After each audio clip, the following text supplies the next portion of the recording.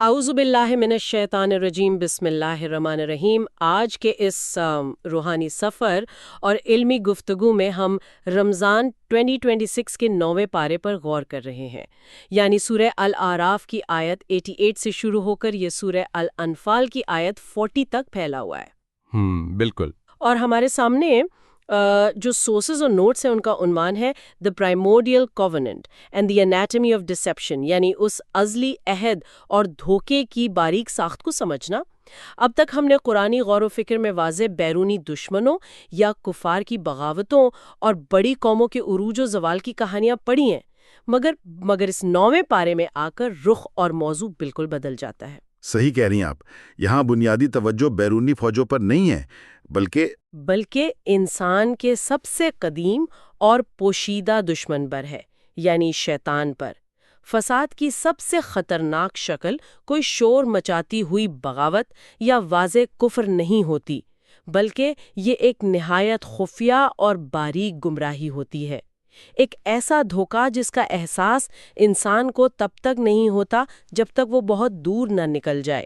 اور یہ تبدیلی سمجھنا کسی بھی سالک یا طالب علم کے لیے انتہائی بنیادی اہمیت کا حامل ہے۔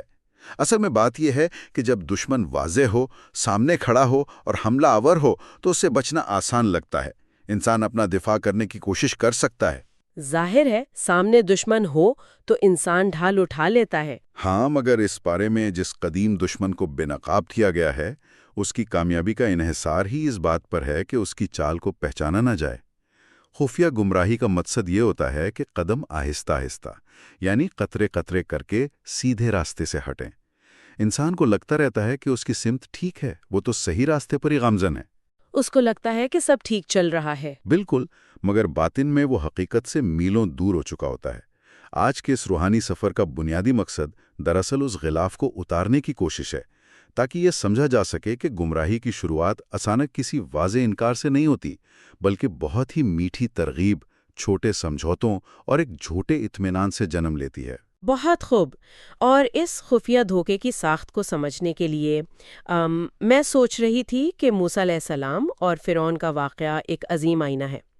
جب ہم تاریخ کے اس حصے پر غور کرتے ہیں تو انسانی عقل کو دنگ کر دینے والی باتیں ملتی ہیں۔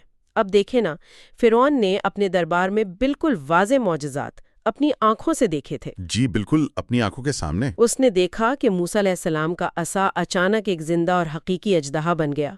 اس نے روشن اور چمکتے ہوئے ہاتھ کا معجزہ دیکھا، ایک ایسی کھلی حقیقت جس میں رتی برابر شک کی گنجائش نہیں تھی۔ عام طور پر ہم یہ سمجھتے ہیں کہ اگر انسان کو ایسی روشن نشانیاں مل جائیں تو وہ فوراً اپنا سر تسلیم خم کر لے گا۔ عام منطق تو یہی کہتی ہے۔ مگر فرعون نے وہاں انکار کیا۔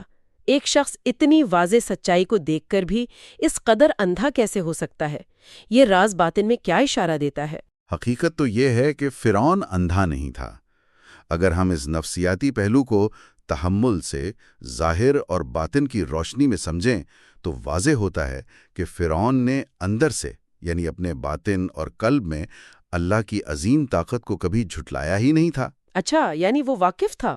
جی، وہ پوری طرح واقف تھا کہ یہ معجزات کسی عام انسان یا کسی عام جادوگر کے بس کی بات نہیں ہو سکتے۔ اس کا جو انکار تھا وہ صرف اور صرف ظاہری تھا، اور اس کے اس انکار کی وجہ دلیل کی کمی یا سچائی کی تلاش ہرگز نہیں تھی۔ تو پھر بنیادی وجہ کیا تھی؟ وجہ تھی اپنا اقتدار، اپنی اتھارٹی اور اپنی طاقت کے بنائے ہوئے نظام کو ہر حال میں قائم رکھنا۔ جب انسان کے باطن میں تکبر موجود ہو اور اسے دنیا کی سیاسی طاقت کا نشہ مل جائے تو وہاں سے ظلم اپنی بدترین شکل میں جنم لیتا ہے۔ ظلم صرف جسمانی تکلیف دینے کا نام نہیں ہے، بلکہ سچائی کو پہچان کر اسے دبا دینا۔ بالکل، سچائی کو تسلیم نہ کرنا، صرف اس لیے کیونکہ وہ آپ کے غلط تسلط کے خلاف ہے، یہ سب سے بڑا ظلم ہے۔ نفس سچائی کو جادو کہہ کر اس لیے جھٹلاتا ہے کیونکہ سچائی اس کے کنٹرول کے خلاف ہوتی ہے۔ یعنی یہاں مسئلہ یہ تھا کہ اگر وہ اس سچائی کو خدا کا معجزہ مان لیتا تو اسے اپنا تخت، اپنا خدا ہونے کا دعویٰ اور اپنا کنٹرول چھوڑنا پڑتا۔ صحیح سمجھیے آپ۔ فرعون نے جان بوجھ کر ان نشانیوں کو جادو کا نام دیا تاکہ عوام کی نظروں میں سچائی کی شدت کو کم کیا جا سکے، اپنا بنایا ہوا فرضی نظام قائم رکھنے کے لیے اس نے حقیقت کی آنکھوں میں دھول جھونکنی چاہیے۔ اور یہی روحانی بیماری، یہی باطنی تکبر آج بھی انسانی معاشرے میں موجود ہے۔ جب بھی حقیقت کسی انسان کے مفادات، اس کے جھوٹے وقار یا اس کے بنائے ہوئے غلط نظام سے ٹکراتی ہے تو اس کا نفس فوراً بے چین اٹھتا ہے۔ وہ سچائی سے فرار چاہتا ہے۔ ہاں، سچائی کو تسلیم کرنے کا واضح مطلب یہ ہوتا ہے کہ انسان اپنا مکمل کنٹرول اور اپنی زندگی کا ریموٹ کنٹرول چھوڑ کر اللہ کی رضا کے آگے خود کو جھکائے، اور نفس کے لیے اپنا یہ جھوٹا اختیار تسلیم کرنا زندگی کا سب سے مشکل کام ہوتا ہے۔ واقعی، اور کنٹرول کو اپنے ہاتھ میں رکھنے کی یہ نفسیاتی خواہش صرف فرعون کے واقعے تک محدود نہیں ہے۔ اس 9ویں پارے میں ہمیں اس کی ایک اور بہت عجیب اور تکلیف دہ مثال نظر آتی ہے۔ میں بات کر رہی ہوں کوہ طور کے وقت سونے کے بچڑے یعنی گولڈن کاف کے واقعے کی۔ ایک بہت ہی اہم اور گہرا واقعہ۔ بنو اسرائیل ایک ایسی قوم تھی جس نے معجزات کی انتہا دیکھی۔ انہوں نے اپنی آنکھوں سے سمندر کو پھٹتے ہوئے دیکھا، خشک راستے بنتے دیکھے، فرعون کو انہی لہروں میں غرق ہوتے دیکھا۔ یہ وہ لوگ تھے جو صدیوں کی غلامی سے نکل کر آزادی میں آئے تھے۔ لیکن ہوتا کیا ہے؟ موسیٰ علیہ السلام تھوڑی دیر کے لیے دور جاتے ہیں۔ جی، جیسے ہی موسیٰ علیہ السلام اللہ سے ہم کلام ہونے کوہ طور پر جاتے ہیں تو یہ لوگ اتنے عظیم معجزات کے گواہ ہونے کے باوجود اپنے سونے اور زیورات اکٹھے کر کے ایک بچڑے کا مجسمہ بناتے ہیں اور اس کی پوجا شروع کر دیتے ہیں۔ اتنا سب کچھ دیکھنے کے بعد اتنی جلدی ایسی گمراہی کیسے طاری ہو سکتی ہے؟ اصل میں اگر ظاہری آنکھ سے دیکھا جائے تو یہ صرف جہالت لگتی ہے، لیکن اگر باطن کی آنکھ سے اس واقعے کا مشاہدہ کیا جائے تو بات کسی پتھر یا سونے کی مورتی کی پوجا کی نہیں تھی۔ تو پھر باطن کا راز کیا تھا اس میں؟ انسان کا نفس ہمیشہ سے ہی فطری طور پر ایسی چیز چاہتا ہے جو اس کی ظاہری آنکھوں کے سامنے ہو، جسے وہ چھو سکے، جس کی کوئی مادی شکل ہو اور جس کا نتیجہ فوری ملتا ہوا محسوس ہو، اور سب سے اہم بات، جسے وہ اپنے اختیار اور کنٹرول میں رکھ سکے۔ شرک دراصل عبادت کے انکار کا نام نہیں ہے۔ شرک عبادت کا انکار نہیں ہے۔ نہیں، شرک یہ ہے کہ انسان اپنا توکل اور اپنے دل کا آسرا اللہ کی بجائے کسی ایسی چیز کو دے دے جو اسے اپنے قبضے میں لگتی ہو۔ بنو اسرائیل لمبی غلامی سے آئے تھے، وہ شدید بے یقینی میں تھے، غیب پر توکل ان کے لیے مشکل تھا۔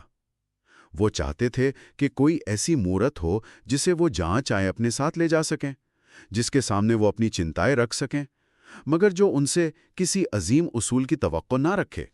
دوسرے لفظوں میں کہا جائے تو مسئلہ عبادت کرنے کا نہیں تھا، مسئلہ عبادت کے قبلے کو اپنی سہولت کے مطابق تبدیل کرنے کا تھا۔ وہ ایک ایسے معبود کی تلاش میں تھے جو ان کے بنائی ہوئے قوانین اور خواہشات کے مطابق چلے۔ بالکل صحیح، وہ تسلیمیت نہیں، کنٹرول چاہتے تھے۔ اور اگر ہم اسی صورتحال کا موازنہ آج کے دور سے کریں تو ہم پتھروں کی مورتیوں کے آگے تو سجدہ ریز نہیں ہوتے۔ ہم بہت ہی جدت پسند منطقی لوگ مانے جاتے ہیں، مگر کیا سچ میں انسان اس خفیہ بت پرستی سے آزاد ہو چکا ہے؟ حقیقت اس کے بالکل برعکس ہے۔ آج بت شکل بدل چکے ہیں۔ جی، آج ہماری پوجا، ہماری رتبہ، کارکردگی یا پروڈکٹیوٹی، شہرت اور لوگ ہمارے بارے میں کیا سوچتے ہیں، یعنی ہمارا امیج بن چکی ہے۔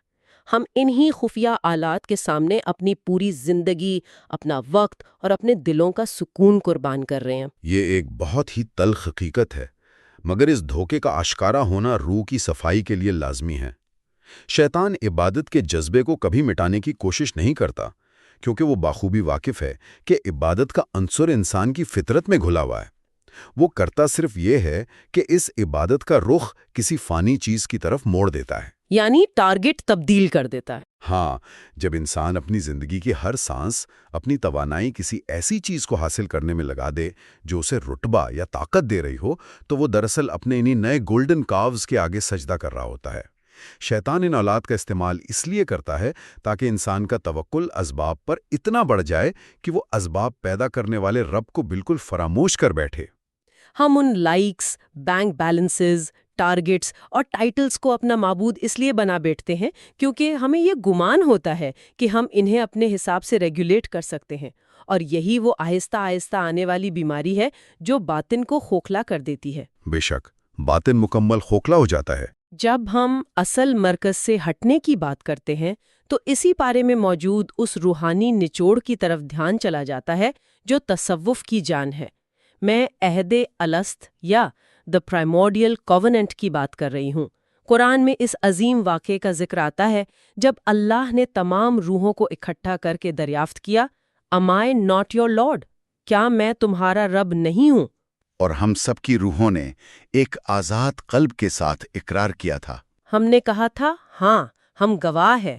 پورا وعدہ اور عزم کیا گیا تھا، لیکن اس زمین پر آتے ہی انسان اس ازلی سچائی اور اس پہلی گونج کو کہاں فراموش کر دیتا ہے۔ تزکیہ نفس اور باطن کی اصلاح چاہنے والے ہر سالک کے لیے اس آیت اور اس روحانی واقعے کو سمجھنا بہت ضروری ہے۔ دیکھیے، اللہ پر ایمان لانا انسانی روح کے لیے کوئی نیا سبق نہیں ہے۔ یہ ایک بھولی ہوئی اور پرانی یاد ہے، ایک عظیم ریمیمبرنس ہے۔ جب انسان اس فانی دنیا میں آتا ہے تو دنیا کی مصروفیات، خواہشات کی پکار اور غفلت اس سچائی کو ختم تو نہیں کرتی، مگر دبا ضرور دیتی ہے۔ اس پر غفلت کا پردہ پڑ جاتا ہے۔ جی، دھند ایسی چھا جاتی ہے کہ حقیقت ٹھیک سے نظر نہیں آتی۔ ہر انسان کی روح کے اندر اس ازلی اقرار کی نرم گونج آج بھی موجود ہوتی ہے۔ تو اس کا مطلب یہ ہوا کہ شیطان کی اصل کامیابی ہماری یادداشت کو بالکل مٹانے میں نہیں، بلکہ ہمیں مصروف رکھنے اور دھیان بانٹنے میں ہے، تاکہ ہم اپنے اندر کی اس آواز کو سنی نہ سکیں۔ بالکل صحیح۔ شیطان اس بات کو جانتا ہے کہ اگر وہ سیدھا آ کر قلب پر کفر کا حملہ کرے گا تو قلب کا دفاعی نظام فوراً بیدار ہو جائے گا۔ اس لیے وہ نرم لہجے میں آہستہ آہستہ حملہ آور ہوتا ہے۔ وہ کہتا کیا ہے قلب سے؟ وہ آہستہ آہستہ سرگوشی کرتا ہے کہ تھوڑی تاخیر کرو، یعنی ابھی نیکی کے راستے پر چلنے میں جلدی کیا ہے۔ پھر وہ کہتا ہے سمجھوتا کر لو، دنیا میں رہنا ہے تو اصولوں کو تھوڑا ڈھیلا چھوڑ دو۔ پھر سرگوشی کرتا ہے ہلکی تبدیلی کرو، تھوڑا سا ان احکامات کو اپنے حالات کے مطابق ایڈجسٹ کر لو۔ اور اگر ہم غور کریں تو اسی پارے میں جگہ جگہ اے آدم کی اولاد کہہ کر اللہ کی طرف سے ندا آتی ہے۔ انہی احکامات میں ایک جگہ واضح طور پر بتایا گیا ہے کہ مسجد میں اپنی زینت اختیار کرو اور کھانے پینے کی چیزوں میں اسراف یعنی حد سے تجاوز نہ کرو۔ میں اس پر غور کر رہی تھی کہ زینت اختیار کرنے اور کھانے پینے جیسی عام چیزوں کا روحانیت سے سیدھا ٹکراؤ کیسے ہوتا ہے؟ ان کا آپس میں بہت ہی گہرا اور برے راست تعلق ہے، اور وہ تعلق توازن کا ہے۔ گمراہی کبھی بھی ایک رات میں اچانک نہیں آتی، اس کا ہمیشہ آغاز توازن بگڑنے سے ہوتا ہے۔ کھانا، پینا، پہننا، یہ سب مباح چیزیں ہیں، مگر جب انسان ان میں اسراف کرتا ہے، ضرورت سے تجاوز کرتا ہے، تو باطن کا توازن متاثر ہوتا ہے۔ پیٹ بھرا ہوگا تو روح غافل ہوگی۔ صحیح کہا، روح بوجھل اور سست ہو جاتی ہے۔ شیطان انسان کو سجدے سے پکڑ کر زبردستی نہیں روکتا، بلکہ وہ اسے خواہشات کی ایسی کثرت میں مبتلا کر دیتا ہے کہ جب انسان نماز کے لیے کھڑا ہوتا ہے تو اس میں خشوع اور خضوع بچتا ہی نہیں ہے۔ وہ مسجد کی زینت اور قلب کی طہارت سے غافل ہو کر عیش و عشرتی مصروفیت میں الجھ جاتا ہے۔ اسے ہم اسپرچویلٹی کا گریجول ایروژن کہہ سکتے ہیں۔ انسان کو لگ رہا ہوتا ہے کہ اس نے کسی کو قتل نہیں کیا، کوئی واضح گناہ نہیں کیا، مگر آہستہ آہستہ کیے گئے سمجھوتوں کی وجہ سے اس کا قلب اندر سے بنجر ہو چکا ہوتا ہے۔ اور یہی بنجرپن سب سے بڑا المیہ ہے۔ اور گمراہی اور توکل کے اسی سفر میں جب ہم آخری منزل کی طرف دیکھتے ہیں تو سورہ الانفال اور غزوہ بدر کا عظیم واقعہ سامنے آتا ہے۔ بدر کی میدان جنگ، جہاں ایمان والے تعداد میں اور وسائل میں انتہائی ناقابل ذکر حد تک کم تھے، دشمن ہر لحاظ سے طاقتور تھا، پھر بھی فتح کا نتیجہ ان اسباب کے خلاف آیا۔ غزوہ بدر دراصل باطنی توکل کی آخری منزل اور حقیقت کا سب سے بڑا عملی مظاہرہ ہے۔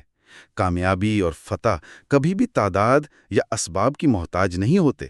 اصل فتح اس یقین کی ہوتی ہے جو قلب میں قائم ہوتا ہے۔ اگر اخلاص کامل ہو تو؟ جی، اگر قلب میں مکمل اخلاص نہ ہو تو بڑی سے بڑی طاقتور فوج بھی ریت کی دیوار کی طرح گر جاتی ہے، مگر جب توکل اور بھروسہ کامل ہو تو کمزوری اور بے بسی بھی عظمت میں بدل جاتی ہے۔ بدر کا درس یہی ہے کہ فتح اور گمراہی دونوں کا آغاز قلب اور باطن کے توازن سے ہوتا ہے۔ اگر اس سارے سفر کو ایک روحانی ترتیب میں دیکھا جائے تو ایسا لگتا ہے کہ ایک مکمل روحانی نقشہ سامنے آتا ہے۔ سفر شروع ہوتا ہے ظلم اور تکبر سے، جس کی واضح مثال فرعون میں ملتی ہے۔ پھر آتا ہے دھوکہ، جیسے سونے کے بچڑے کا واقعہ، جہاں عبادت کا رخ بدل دیا گیا۔ ہاں، اور پھر اس دھوکے کے باعث پیدا ہوتی ہے بھول، جہاں انسان عہد الست کو فراموش کر دیتا ہے۔ لیکن سفر یہاں ختم نہیں ہوتا، اس کے بعد آتی ہے یاد دہانی۔ کیا میں تمہارا رب نہیں ہوں کہ بار بار گونج۔ اور جب انسان بالآخر اس دھوکے اور بھول کو مار کر اس یاد دہانی کو قبول کرتا ہے، اخلاص جگاتا ہے، تو اس کا نتیجہ ہوتی ہے فتح۔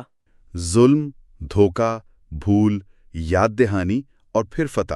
یہ سفر صرف تاریخ کی کتاب نہیں، ہر انسان کے باطن کے سفر کا واضح نقشہ ہے۔ اور یہی دراصل قرآنی حکمت کا وہ عظیم ارتقا ہے جو ہمیشہ تازہ رہتا ہے۔ یہ ترتیب یاد دلاتی ہے کہ اگر انسان غفلت کا شکار ہو بھی جائے تو اللہ کی یاد دہانی اسے دوبارہ اس کے اصل مرکز پر لا سکتی ہے۔ شرط صرف یہ ہے کہ اخلاص میں خاط نہ ہو۔ اس گہرے سفر کو سمیٹتے ہوئے ان سالکین اور طالب علموں کے لیے جو اس غفلت سے واقعی نکلنا چاہتے ہیں، عملی اور روحانی نصیحت کا ہونا لازمی ہے۔ انسان کو اپنے قلب کو ان نئے خفیہ بتوں سے پاک رکھنے کے لیے اپنی روزمرہ کی زندگی میں کیا قدم اٹھانے چاہیے؟ آداب تزکیہ کیا کہتے ہیں؟ ان حقائق پر غور کرنے کا مقصد ہی یہ ہے کہ انسان عملی قدم اٹھائے۔ قلب کی صفائی کے حوالے سے 3 انتہائی اہم اور آسان قدم ہیں۔ سب سے پہلا کام اپنے قلب کی نگرانی کرنا ہے۔ سونے سے پہلے شعوری طور پر پوری توجہ کے ساتھ اللہ کا ذکر کرنا چاہیے۔ جب دن کا شور ٹھہر جاتا ہے، جی، اس وقت صرف دھڑکن کو اللہ کے نام کے ساتھ جوڑا جائے۔ اس سے قلب پر جمی غفلت کی گرد صاف ہوتی ہے۔ دوسرا قدم یہ ہے کہ دن کی 24 گھنٹوں میں سے کسی ایک ایسی عادت کو لازمی ترک کیا جائے جو اسراف یعنی ضرورت سے تجاوز میں آتی ہو، چاہے وہ فضول بحث ہو یا لاپرواہی سے اسکرین دیکھتے رہنا۔ توازن واپس لانا بنیادی شرط ہے۔ اور تیسرا قدم، تیسرا اور سب سے طاقتور روحانی عمل یہ ہے کہ جب بھی سجدے میں سر جھکایا جائے تو صرف جسم زمین پر نہ جھکے بلکہ قلب کے ساتھ اللہ کے سامنے اس ازلی عہد کی تجدید کی جائے۔ مسلسل اقرار کیا جائے کہ یا اللہ تو ہی میرا اصل رب ہے اور تمام اختیار صرف تیرا ہی ہے۔